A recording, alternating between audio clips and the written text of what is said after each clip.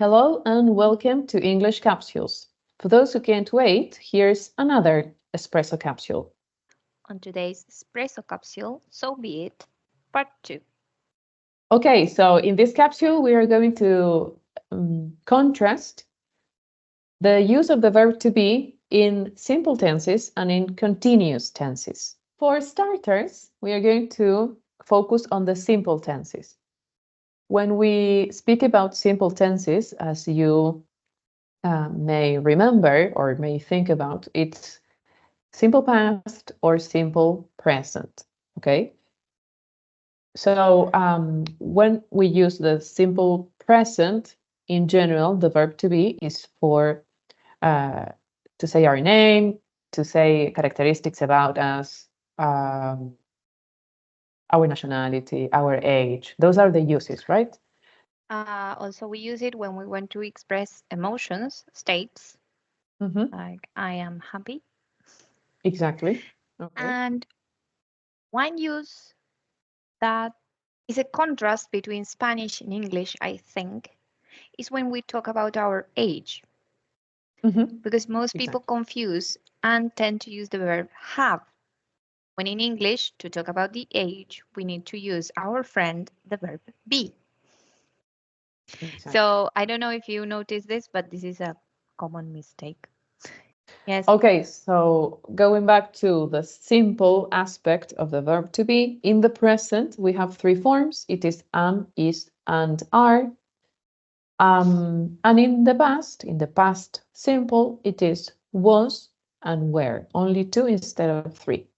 And the past simple has got a different combination of subjects with these two forms With the of the two verb. forms, we use were as past of are. So the persons are the same, you, they, we.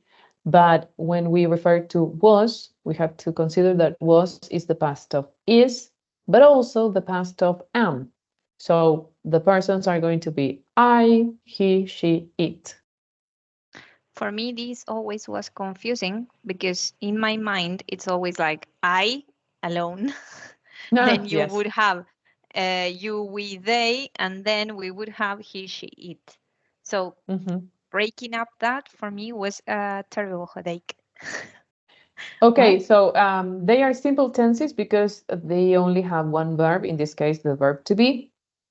In this case, And that, the verb be is going to be the main verb of the sentence. We don't need any other verb because we are using this one to carry the meaning and to carry the tense of the sentence.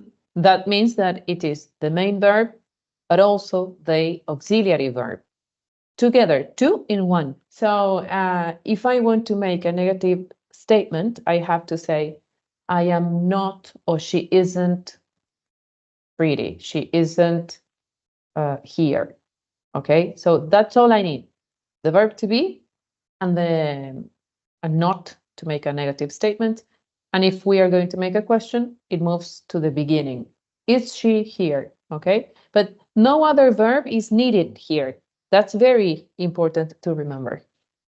Okay, so shall we move on to the continuous tenses? So in the continuous tenses, the verb be is going to have only one function, and that function is going to be auxiliary verb. Yes? As we discussed in some other capsules, yes, the continuous tenses normally require like two ingredients, let's say, and that is the verb be in whatever form and the main verb followed by ing form, right? Both parts are needed. You cannot have only the ing at the end of the verb or only the verb to be, because what we need here is the combination of the two.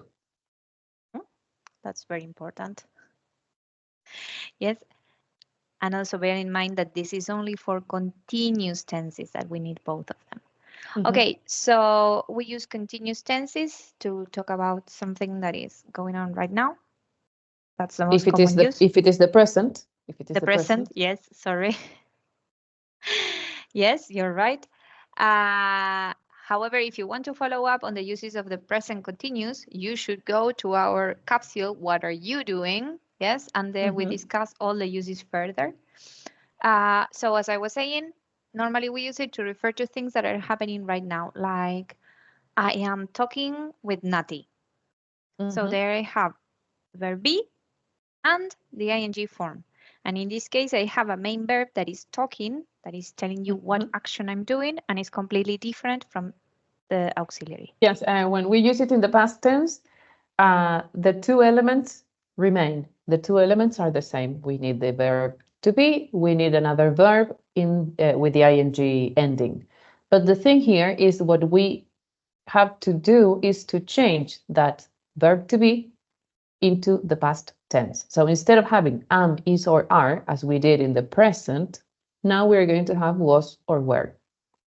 Combined, as we said before, with an ing verb.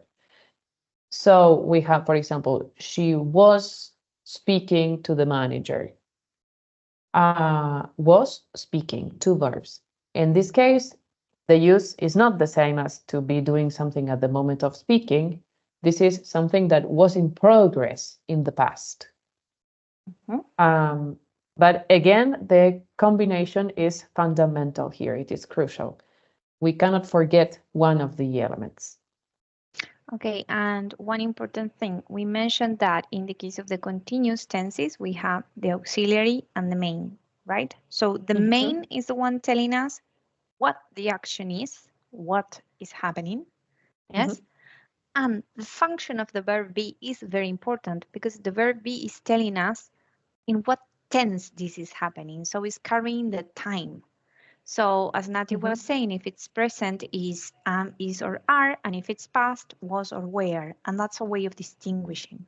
And here we have to remember that if we are saying that the verb to be is the auxiliary verb, so these are the ones that we need to make a negative statement. We add not to these verbs, or we move them to the beginning of the sentence or to the statement if we are going to make an interrogative statement, okay, a question. We don't have to modify the ing verb. No, that's going to suffer no modification either of tense or any other thing, yes? So yeah, we promise that in the future we are going to devote a capsule to auxiliary verbs because they are very important. Yes. But that's not for today. Okay, so that's a wrap for today, I think. I think there's no much to discuss. I think that this is up to our audience. If you have any other question, if there's something that is not clear, or if you think of any other difficulty that you have with the verb be, please leave us a comment, either in our comment section in Spotify or in our Instagram account. The English capsules for those who don't follow us yet. So that's it for today. Bye for now. Bye for now.